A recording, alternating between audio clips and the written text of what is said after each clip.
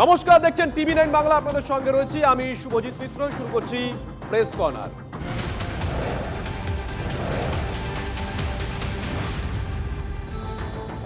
এই 15 বছরের তৃণমূল জমানায় মমতা বন্দ্যোপাধ্যায়ের আস্থাভাজন যদি 3-4 জন হয়ে থাকেন, তার মধ্যে একজন নিঃসন্দেহে অরূপ বিশ্বাস।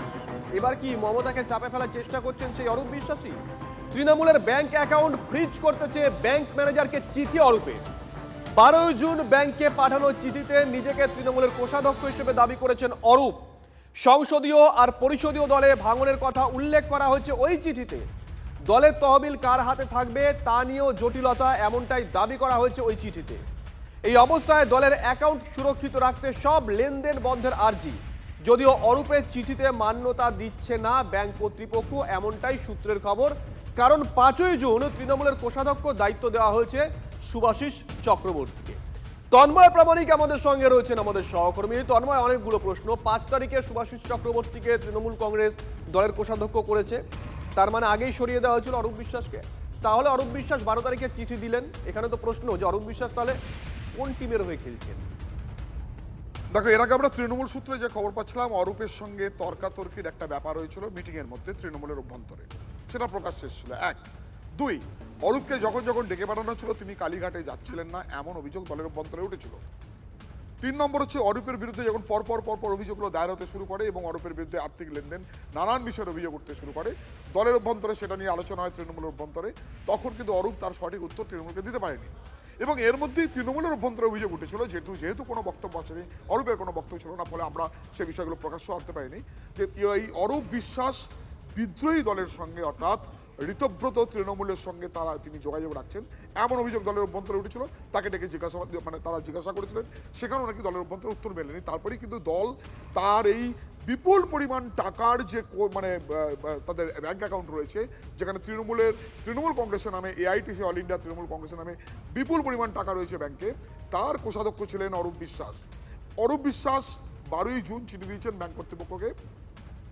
যখন তিনি লুকিয়ে বেড়াচ্ছেন, তিনি হাজিরা দিচ্ছেন না, আমরা বলছি অরূপ কোথায়, অরূপ বাড়ি আছেন কিনা, অরূপের খোঁজ পাওয়া যাচ্ছে না, তাকে ফোনে পাওয়া যাচ্ছে না, তার বাড়িতে নেই, তার ফ্ল্যাটে নেই, তার পরিজনদের কাছে নেই। তার মধ্যেই কিন্তু ব্যাংক কর্তৃপক্ষের কাছে চিঠি যায়।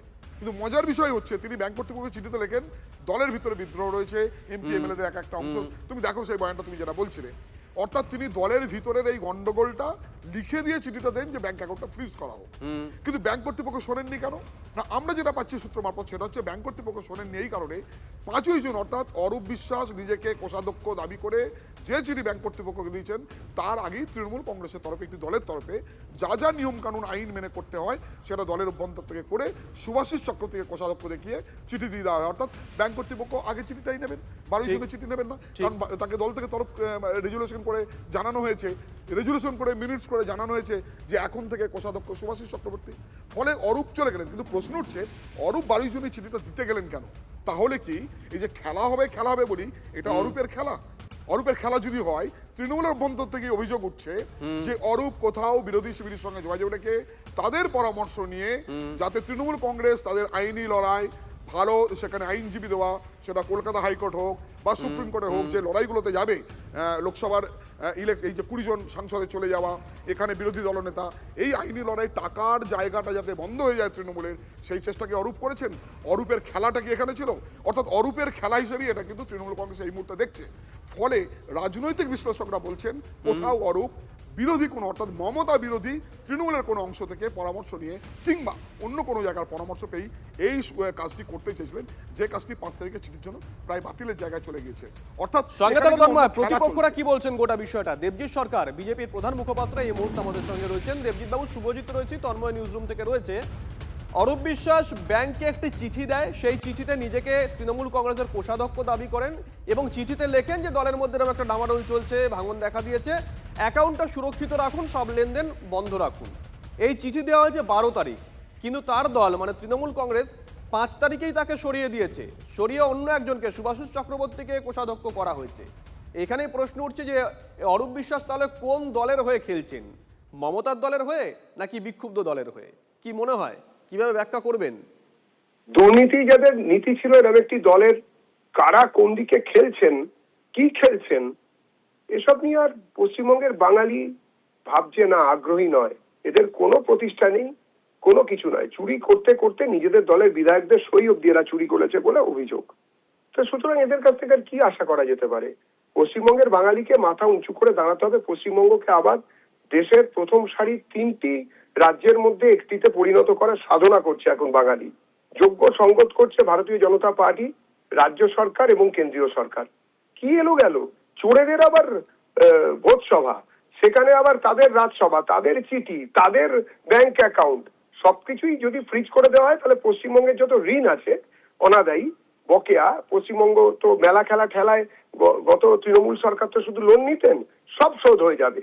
এই সব টাকা মানুষের চোখের জল, দীর্ঘ নিঃশ্বাসের সঙ্গে যুক্ত থাকা টাকা, এসব নিয়ে মানুষ এইভাবেই ভাবছেন।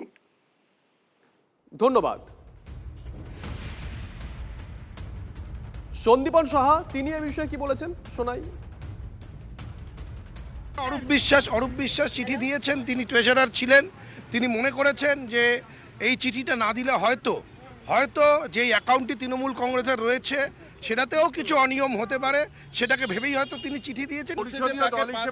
সরিয়ে দেওয়া হয়েছিল, 12 তারিখে তিনি চিঠি দিচ্ছেন এবং 16 তারিখে সেই দেখুন, তৃণমূল কংগ্রেস অনেক কথা বলে, অনেক দাবি করে, কিন্তু সেই দাবির সাপোর্টিং ডকুমেন্ট হতে হয়। সেই ডকুমেন্টগুলো অধিকাংশ সময় দেখা যায় যে এরকম কোনো সাপোর্টিং ডকুমেন্ট থাকে না, তারা মুখেই বলে যাচ্ছে।